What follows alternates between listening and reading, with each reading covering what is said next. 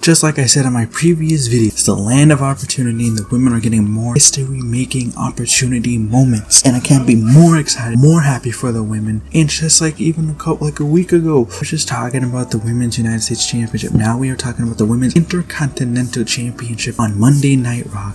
And who will be the very first ever crowned women's champion. What are my thoughts, probably predictions, and who I think is the best suited to be your very first inaugural Women's Intercontinental Champion. Before we get into that, remember to hit that like and subscribe button. We got more wrestling content on the way and I got some great things coming up. Let's get into who should become the very first ever Women's Intercontinental Champion. But before we get into who I think it should be, we have to eliminate a lot of people, and I hate to do that because the difference between Raw and SmackDown has the names and people have been on TV and been built up, like your Naomi, like your Meat Chins, like your Chelsea Greens. They've been built up and featured on TV consistently, while Raw really hasn't had a lot of these women being on TV, where a lot of them are just been the main event scene on Monday Night Raw besides SmackDown. But they could do something on Raw, just like they did with b-fab, but give her the amazing entrance, that amazing presentations, make people really want to be invested in her. You've seen all the new people be invested in b-fab, but I have to eliminate some people like Natalya. She's barely been on TV and they haven't really hyped up anything for her. I don't feel like she should be an inaugural women's champion just because of the accolades that she has. Maybe down the line she could be a champion, but not right now. I also have to eliminate Abaddon, Alba 5, Unholy Union, because they've also barely been on TV since last time you see them was probably that 10 women's tag match on Monday Night Raw. Don't get me wrong, I let out Alba Fire's inaugural IC champion. I'm not complaining. And then we also get to Pure Fusion Collective. I just don't think Pure Fusion Collective should be. I feel like this was an interesting group when they first started, but they've kind of really fumbled it and no one really cares or interested in this group. So I just don't think that it's going to be a thing. My only issue though is why did they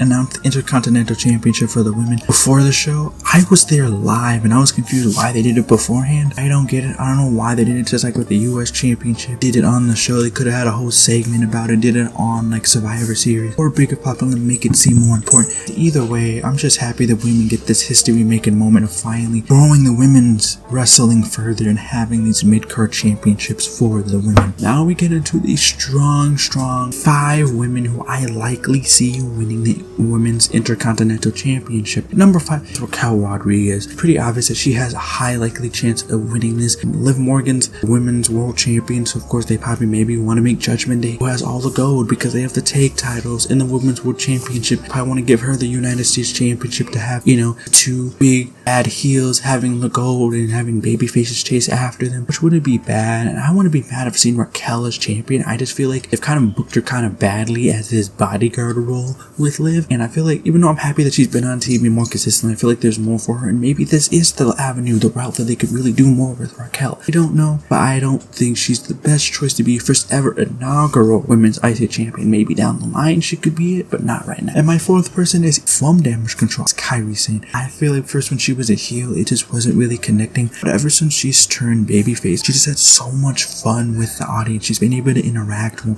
really show her personality, show herself with the fans. Plus too, the fans been able to connect with Kairi so much more. The little clips you see online here and there of Kairi Sane interacting with fans has been so perfect, and I feel like her, of course, her in-ring work is always great, and I feel like just her being that babyface type role with Damage Control already could be a great way to boost her up in the mid-card division, being able to way to really boost and elevate Kairi Sane even more, because Asuka's not here, so she can't really be the Kabuki Warriors and the Tag Team Champions again. So I feel like there's a great way to continuously boost Kairi Sane, just like you would do with like a Sky or Dakota Kai. I feel like this would be a great way. She has the in-ring work, she has a connection with the fans. So I feel like she would still just another person who would be a solid choice for your Women's Intercontinental Championship. She's another person who has the skills and the capabilities to be a top player in the women's division. And my number 3 slot, and that is Zelina Vega. Every single time you give Zelina Vega a chance or a little ounce, she shows and proves out. She's good in the ring, she's great on the promo, can really cook some people, and is really great at it. And her mic work is amazing. And I also feel like too, that's someone you can really give and will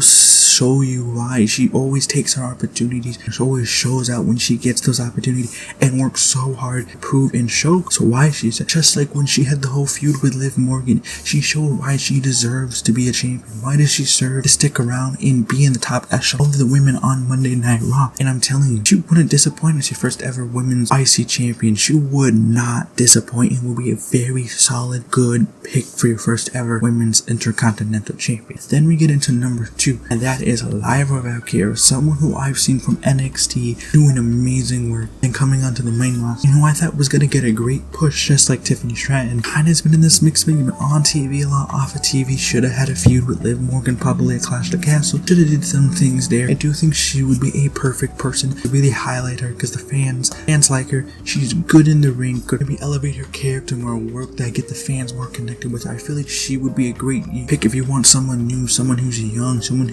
up and new on the main roster to really give, the IC champion to someone else who could also be a workhorse of a person who's really good in the ring to really showcase what it means to be your first ever Intercontinental champion, and also help the championship get over, but help herself get over and become a bigger, better start, potentially become a world champion after the IC title reign. And now we go for my number 1 pick, one woman I've seen she has the keys and the abilities to be a top superstar in the WWE, Dakota Kai.